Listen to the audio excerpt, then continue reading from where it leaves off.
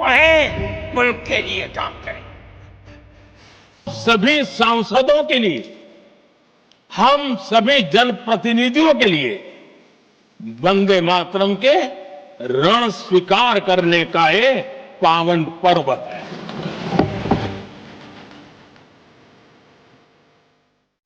वंदे मातरम ये राष्ट्रीय गीत इस समय सदन में चर्चा का विषय है। 8 दिसंबर को पीएम मोदी ने वंदे मातरम पर बात शुरू की, जिसका विपक्ष ने भी जमकर सामना किया और जवाब देने में कोई कसर नहीं छोड़ी।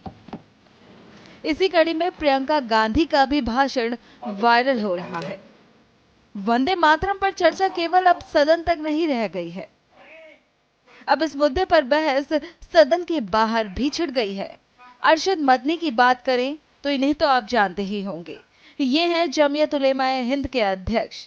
अब इन्होंने भी वंदे मातरम में चल रही बहस पर बहुत कुछ कह दिया है। उन्होंने एक्स हैंडल पर एक लंबा लेख लिखते हुए वंदे मातरम का अर्थ समझाया है। उन्होंने लिखा,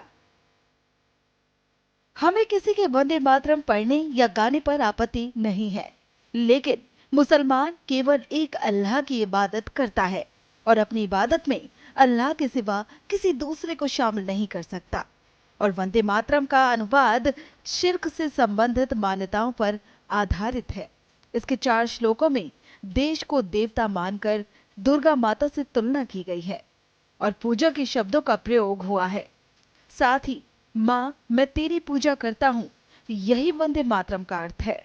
ये किसी भी मुसलमान की धार्मिक आस्था के खिलाफ है, इसलिए किसी को उसकी आस्था के खिलाफ कोई नारा या गीत गाने के लिए मजबूर नहीं किया जा सकता, क्योंकि भारत का संविधान हर नागरिक को धार्मिक स्वतंत्रता और अभिव्यक्ति की स्वतंत्रता देता है। वतन से प्रेम करना अलग बात है, उसकी पूजा करना अलग बात है। मुसलमानों की देशभक्ति के लिए किसी के प्रमाण पत्र की आवश्यकता नहीं है।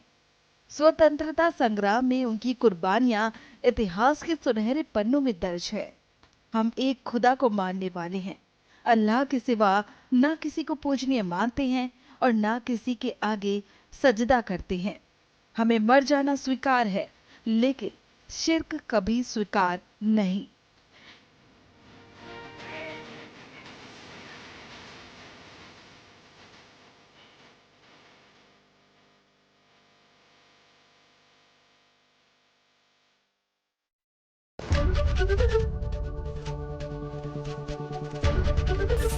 एबीपी गंगा, खबर आपकी, जुबान आपकी।